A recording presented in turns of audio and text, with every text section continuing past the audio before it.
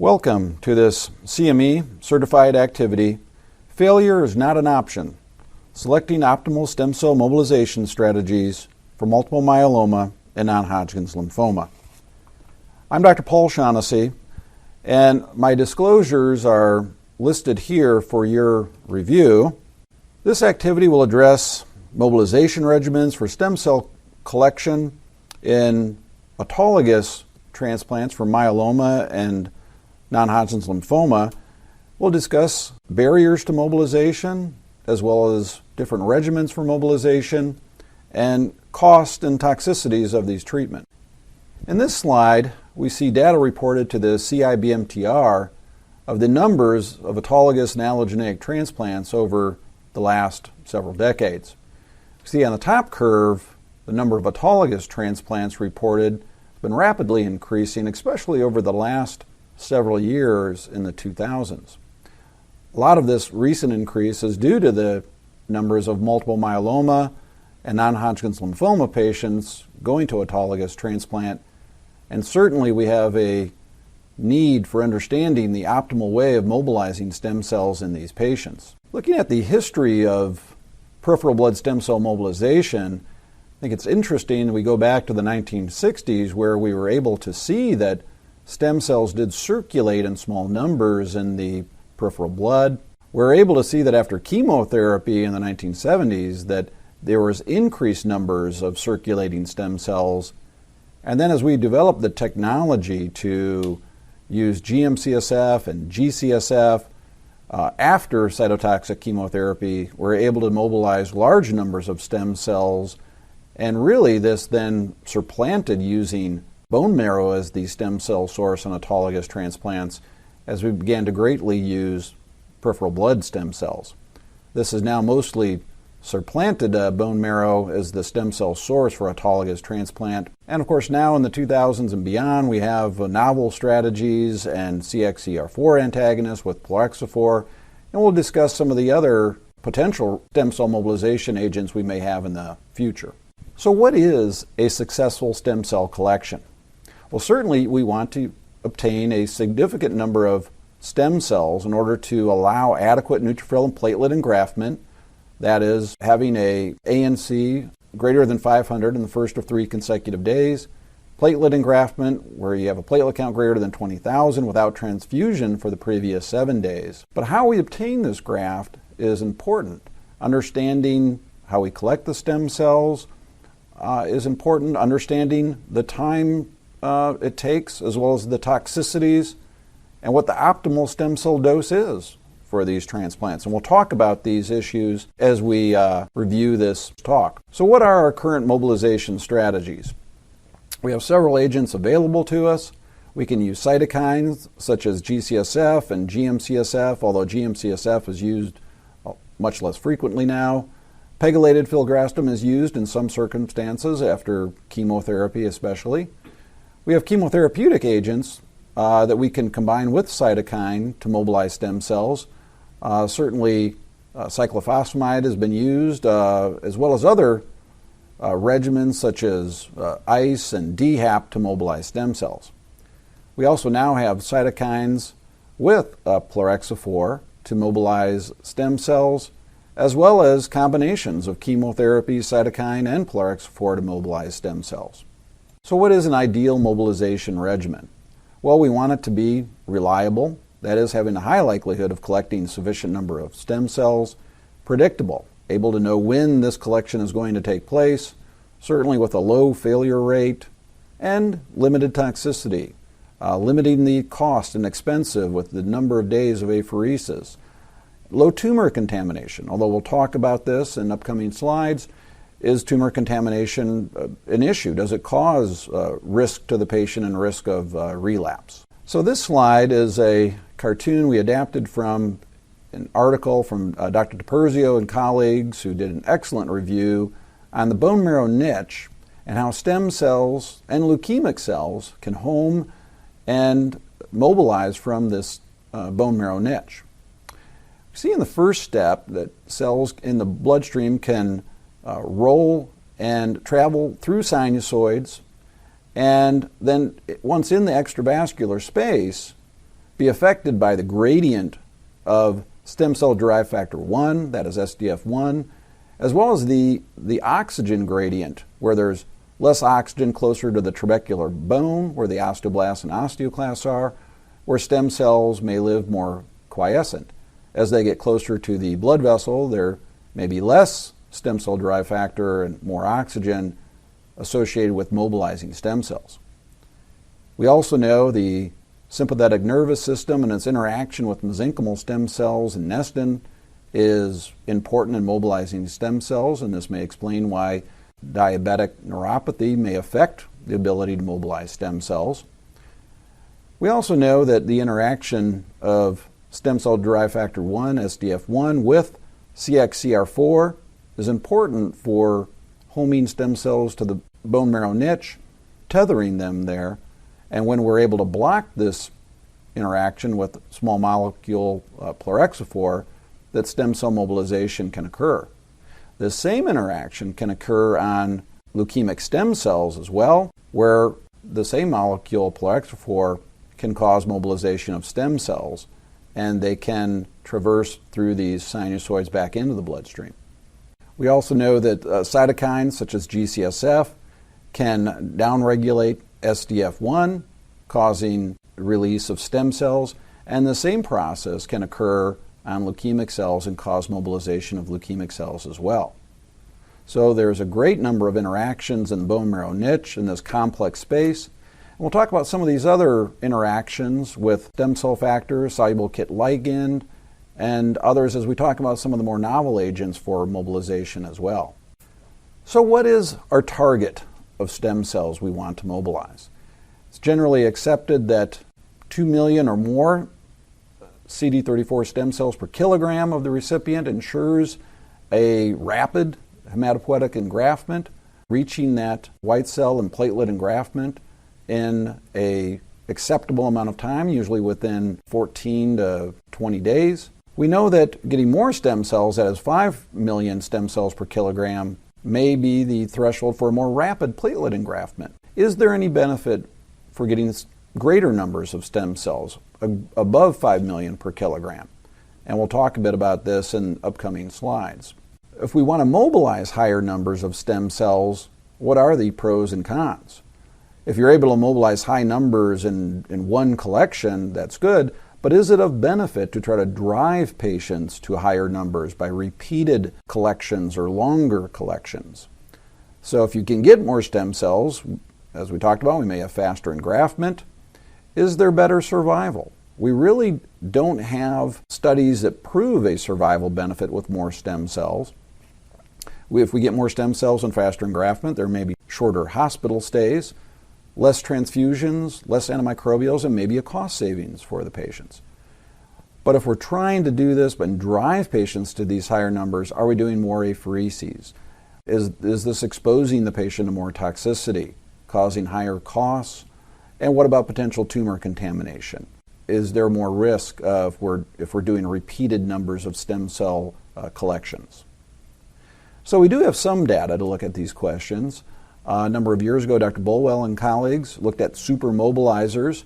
That is a retrospective review they did where they looked at patients who were able to mobilize higher numbers of stem cells, greater than 8 million per kilogram, and looked and found that those patients had better survival than those who only mobilized 2 to 7 million per kilogram.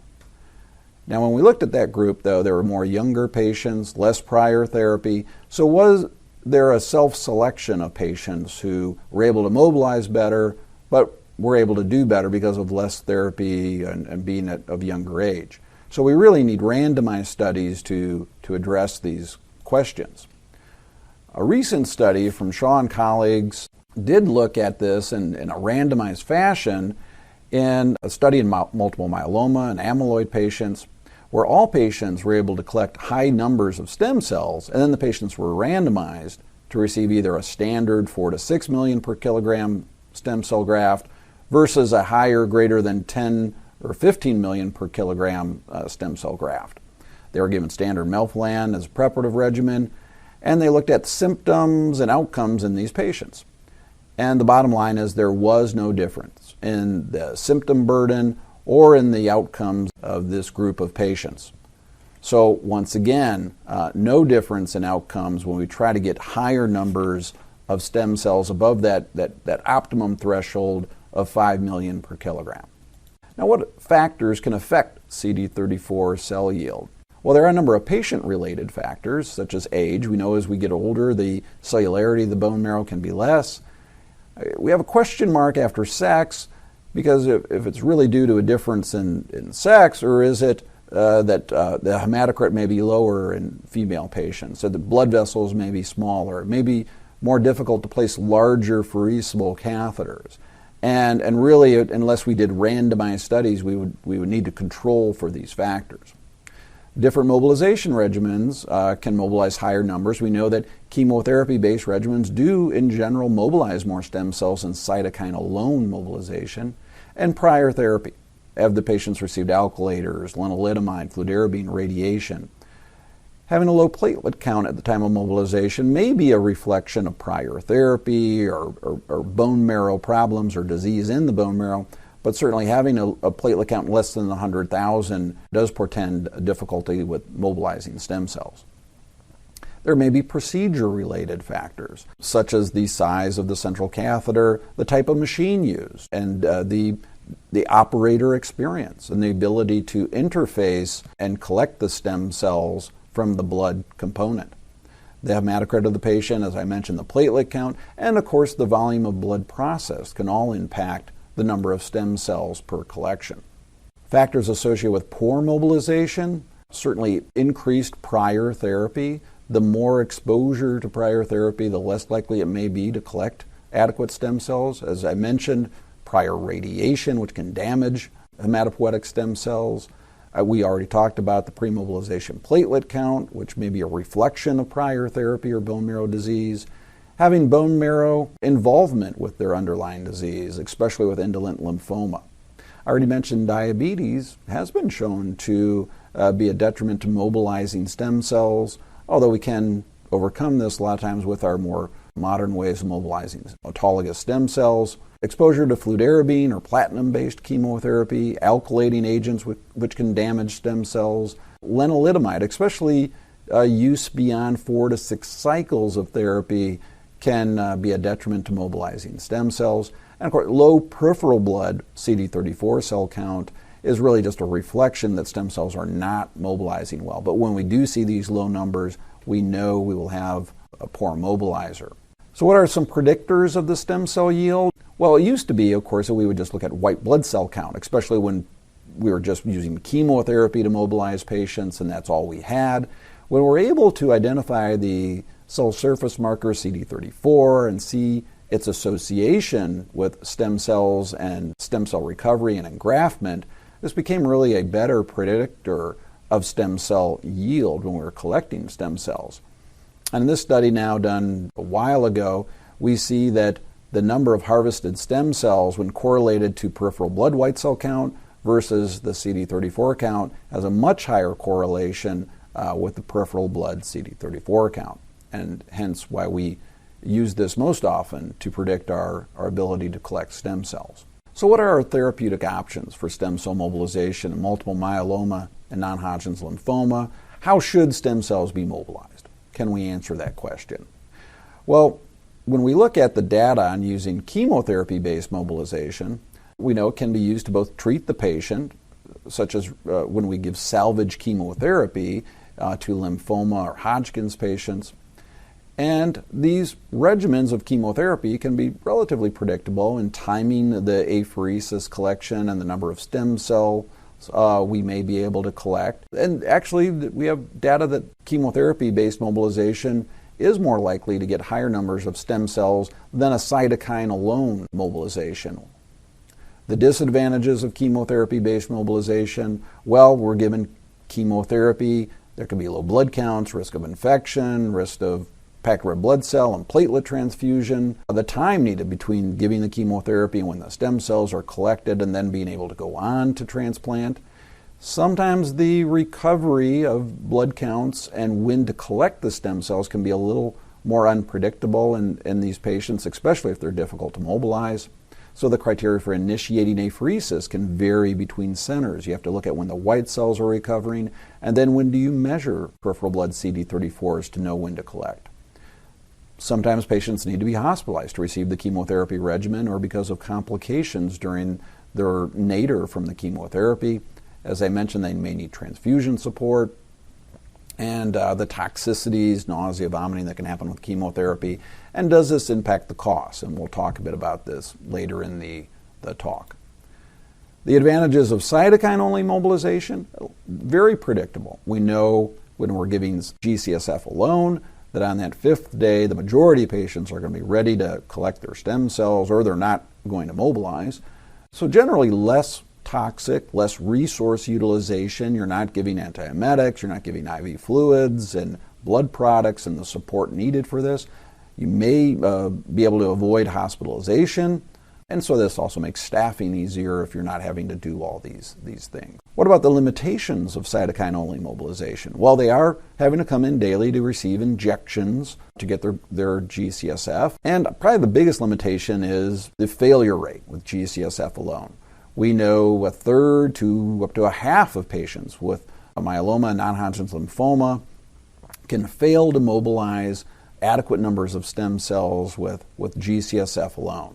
There can be some adverse events as well, bone pain, as well as rare events such as splenic enlargement, even splenic rupture, especially in lymphoma patients who may have splenic involvement. Now, we do have a number of studies. Some of these have been done in the past. The largest study by Pusick and colleagues from Washington University that looked at the cytokine versus chemotherapy cytokine mobilization in general. For the most part, the chemotherapy was cyclophosphamide-based. And when we look at these results, there's good agreement that the chemotherapy-based mobilization did result in higher numbers of stem cells collected compared to the cytokine alone. But when we looked at the outcomes of patients, there really was no difference in the number of patients being able to go to transplant, as well as no difference in the outcomes of patients and those who relapsed or in survival. Some of the studies even found that there was really no difference in tumor contamination as well. When we look at high levels at lymphoma or multiple myeloma contamination of the apheresis product, there really was no difference between the chemotherapy or apheresis mobilization as well.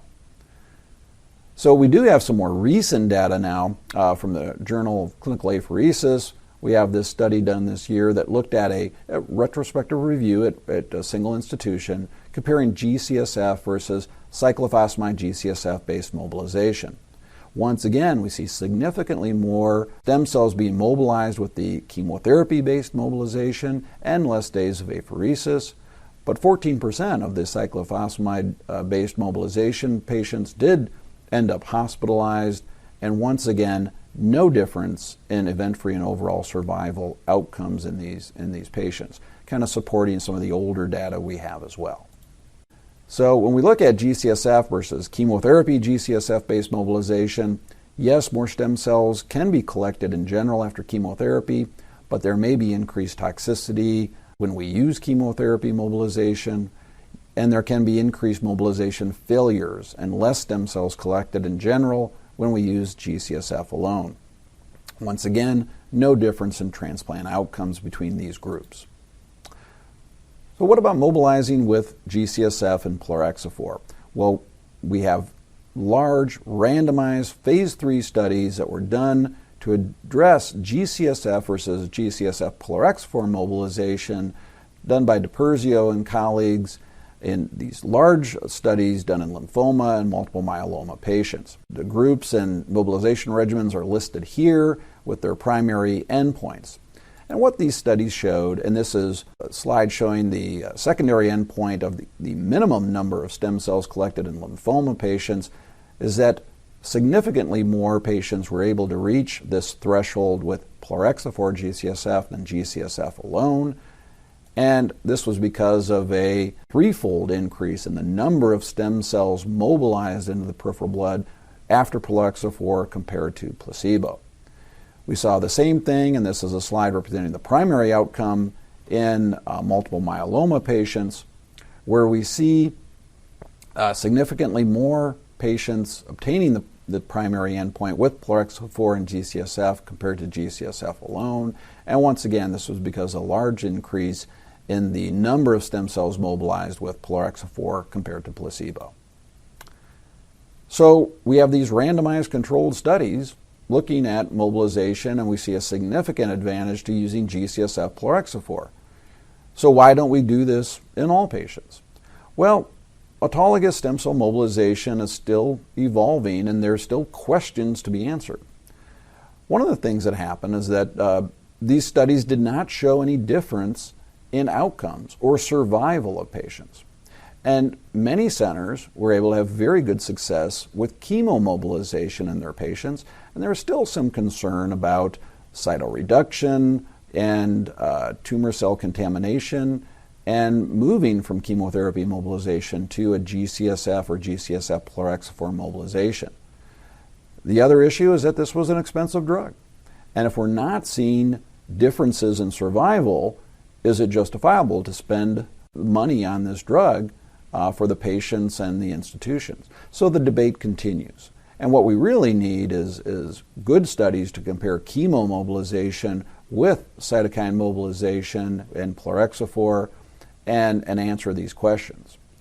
Along the way, what's happened is many people have developed algorithms for using the cytokine mobilization and when to add plerixafor to this mobilization technique. So algorithms are really ways to define when we use just-in-time plerixafor. And now that we have the technology to measure peripheral blood CD34 counts and get rapid turnaround of this information, we can make decisions that a patient may be mobilizing poorly and we want to add plerixafor at that time. But if a patient is mobilizing well, maybe we don't need to add the plerixafor and can save that cost. So the largest experience with algorithms published by the Mayo Group, where they looked at over 1,000 mobilizations over a 4-year period. In this retrospective review, they looked at adding plerixafor on day 4 if the peripheral blood CD34 count was less than 10 for one transplant or 20 if a tandem transplant, or the day 1 yield was less than 1.5 million stem cells per kilogram. They found that only 55% of the patients required plerixafor in a median of 2 days of plerixafor, and patients were collecting adequate numbers of stem cells, although they did require more in the lymphoma patients. And there is no difference in the number of stem cells collected or ANC recovery, although there may have been a slightly longer platelet recovery when they received plerixafor. The problems with algorithms as we look at these, and not just in that study but in many institutions, is that we still need to use this expensive drug in a third of the patients or more than half of the patients. And the way plerixafor is dosed is this injection is given late in the day or the day before the apheresis. So this can be a logistical problem for clinics and for patients and their caregivers. Obtaining CD34 counts by flow cytometry in a timely manner can be difficult for some institutions as well, because the flow cytometry needs to be done and be able to turn around this information. It requires communication and the ability to change your practice pattern. So consequences of suboptimal mobilization are important to consider as well. If you fail to mobilize a sufficient number of stem cells, it can result in increasing number of days of apheresis, increased toxicity for the patients, increased anxiety for the patients and caregivers. If you fail to mobilize a sufficient number of stem cells, there can be a need for a bone marrow harvest. The patient may not be able to get their transplant, and this can be a burden on patients trying to go to this possibly life-saving procedure. The use of suboptimal apheresis products can also be problematic. If we use less than 2 million stem cells, will there be a delay or a failure to engraft? There can be an increased need for transfusions in these patients. We've all used low stem cell sources in some patients, but they can be associated with longer time to engraftment, more time in the hospital, and this can be associated with higher costs. So how do we manage these poor mobilizers? Well, if we fail to get enough stem cells, we fail to meet that minimum threshold of 2 million stem cells per kilogram, we can remobilize, most often bringing them back within a couple of weeks and trying again. If we've used cytokine-only mobilization, do we use chemotherapy-based mobilization? Can we use higher doses of GCSF to try to mobilize stem cells? Combining GCSF with GM-CSF is something we used to do a while ago, although probably done less frequently now. And if you haven't used plerixafor, you can certainly add plerixafor to try to get this better mobilization of stem cells. We can also use chemotherapy followed by pegfilgrastim, and this can even be followed by plerixafor when people are failing to recover from this as well as possible. We can use stem cell factor if we can obtain it from Canada, or go to bone marrow harvest or allogeneic transplant. Of course, these have their own complications. So when we look at these, if we're doing repeated mobilization, we're getting high volume of stem cells. We're exposing patients to more volume of adding back the stem cells, as well as more exposure to DMSO, the preservative the stem cells are in.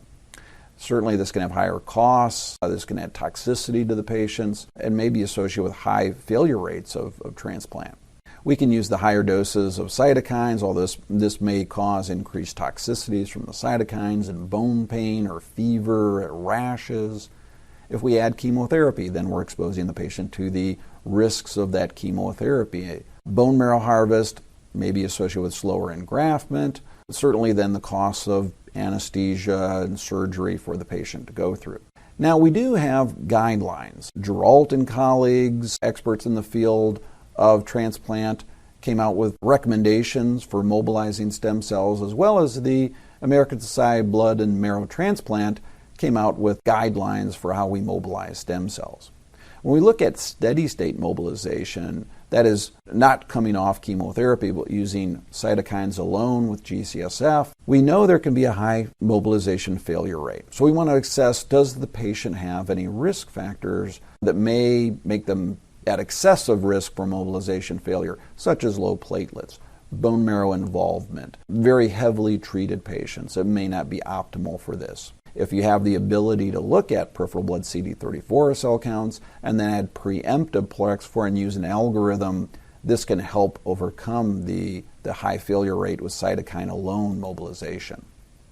With chemotherapy mobilization, if patients need chemotherapy as part of their salvage therapy, certainly that's a fine thing to do, and being able to collect the stem cells off that chemotherapy can work very well for patients. Certainly we can consider it in those at high risk or a failed cytokine-only mobilization as another mobilization option. So mobilization with chemotherapy versus cytokine really lacks randomized controlled data to define what the best regimen is, and it may come down to patient characteristics, the institution, and what is best for that individual patient. We know that when we add plerixafor to GCSF, we can get very successful mobilization comparable to chemotherapy-based mobilization. Using chemotherapy separate from salvage therapy may expose the patient to the risk of chemotherapy that they may not have needed if they are able to be mobilized by cytokines alone. The risk of mobilization failure and the ability to monitor stem cells is very important if you're going to consider cytokine only or the algorithm method. At some centers, getting that turnaround of their flow cytometry to look at peripheral blood stem cells may not be available at some centers. Now, what about the cost of stem cell mobilization? And as I mentioned in these studies, there's really no difference in transplant outcome or in survival of these patients. So what is the toxicity? What are the costs to the patients? I think are very valid points to look at in these patients. This is a study we performed at our center with our colleague Peter McSweeney in Denver, where we both participated in a plerixafor GCSF mobilization study, and we also found that at the same time we were chemotherapy mobilizing patients in a very similar manner with high-dose cyclophosphamide followed by GCSF. We applied kind of standard costs to medicines and procedures we did and supportive care, the cost of apheresis and cryopreservation, and we're able to look at these costs in these case-matched controls that we looked at retrospectively. And the primary outcome was that there really was no overall difference in the mean or median cost of mobilization with plerixafor GCSF compared to chemotherapy GCSF mobilization. So there were similar numbers of stem cells collected, similar engraftment rates, and total and median and mean cost of mobilization was similar between the groups. When we looked at the groups a little closer, we did find that almost 2/3 of patients in the plerixafor group were able to complete apheresis in 1 day to reach their goal of stem cells collected, whereas this was seen in only about 40% of the chemotherapy-based mobilization. So really the cost of the plerixafor was offset by the increased use of G-CSF in the chemotherapy-mobilized patients and their supportive care. The cost through 1 day of apheresis was less in the plerixafor group, but this cost did increase with repeated dosing and multiple days of apheresis, where then the plerixafor group could have higher costs of mobilization compared to chemotherapy. What about the costs of algorithm? The Mayo experience did look at their costs as well.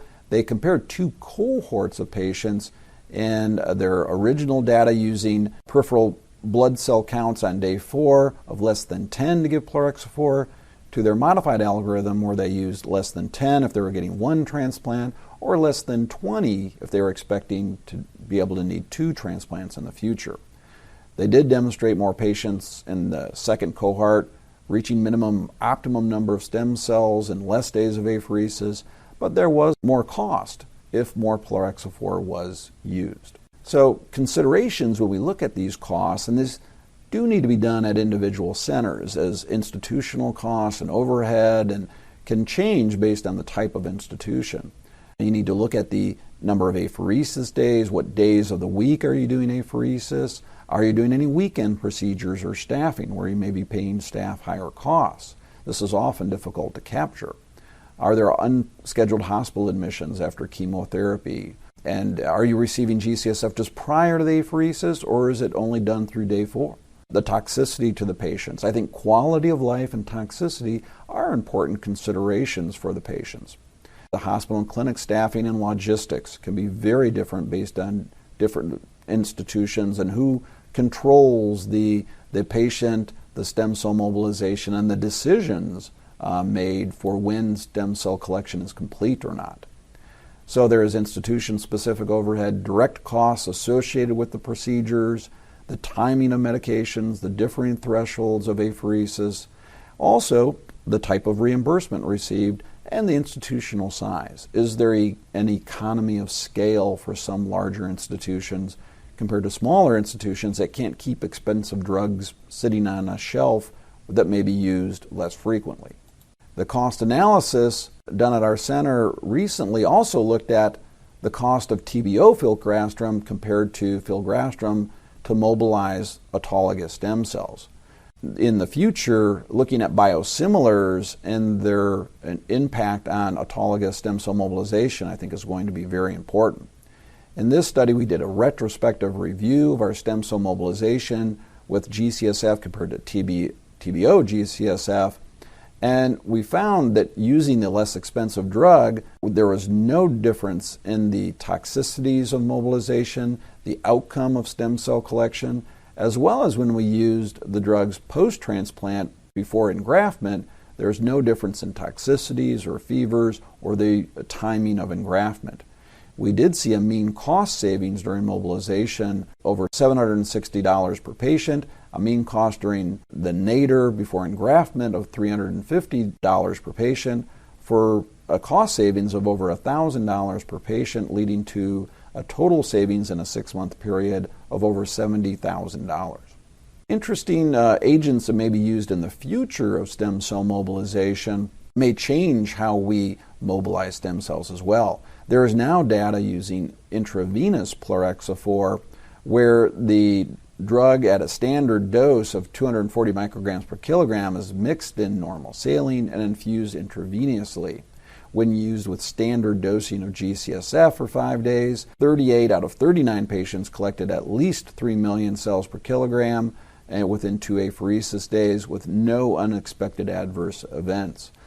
So the main advantage to using the IV plerixafor was that the dose was able to be given 4 hours before starting apheresis instead of the day prior. And so this was a great benefit to the logistics as well as to the comfort and ease of care of the patients. Now this slide lists a number of novel agents out there being tested for stem cell mobilization, and I won't try to go over all of these in depth. Another excellent review by DiPerzio and colleagues goes over all of these potential agents and their mechanisms of action. We already talked about the small molecule plerixafor and its blocking of the CXCR4 SDF1 interaction that releases stem cells from the bone marrow, where there are several other CXCR4 antagonists that work to varying degrees and are in phase 1-2 trials. We also have an agent that can block SDF1 or CXCL12 and also release stem cells from the bone marrow environment. We also have information using sphingosine-1 phosphate agonists that are important in the gradient between peripheral blood and bone marrow, and which may counteract the stem cell retention in the bone marrow environment. These are being used in animal models. The use of very long-acting protein 4, as well as the vascular cell adhesion molecule 1, and their interactions are important for stem cell adhesion in the bone marrow, and these are also being looked at in animal studies. Parathyroid hormone, we've known, can stimulate the osteoblast niche and cause endogenous release of GCSF that can mobilize stem cells, and phase 1 studies here have been completed, and we've seen increased mobilization in these patients receiving parathyroid hormone. Using proteasome inhibitors, bortezomib has been used in mobilizing multiple myeloma patients. When combined with cyclophosphamide and GCSF, we do see increased numbers of stem cells mobilized, and phase 3 studies with this are now in progress. GRO-beta is an important chemokine in the release of proteases that alter the stem cell adhesion of the bone marrow niche, and animal studies are ongoing, as well as stabilization of hypoxia-inducible factor, important for the release of stem cells. The oxygen gradient is important, and expression of VEGF-A in bone marrow sinusoids can lead to vasodilation and release of stem cells.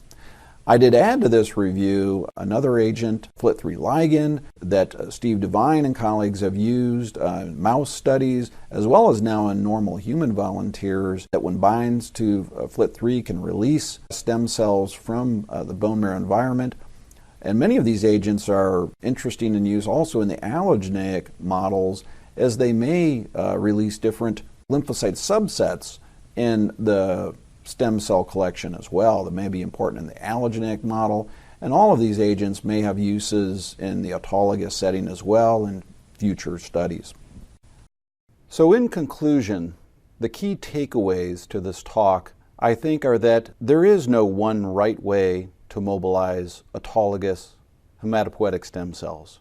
We do have a large prospective randomized controlled study that shows GCSF plerixafor is superior to GCSF alone in mobilizing stem cells, but there was no difference in outcomes in those studies. We do not have any prospective randomized controlled studies of chemotherapy mobilization versus cytokine mobilization. The type of mobilization used in all studies have not been shown to affect transplant outcomes to date. So I think the method of stem cell mobilization for autologous transplant may depend on a number of factors. Your patient, their risk of mobilization failure, their underlying disease, their underlying need for therapeutic chemotherapy in association with mobilizing stem cells, the ability to obtain drugs like plerixafor, have access to flow cytometry for peripheral blood CD34 cells, and have the rapid turnaround to use just-in-time plerixafor if algorithms are to be used.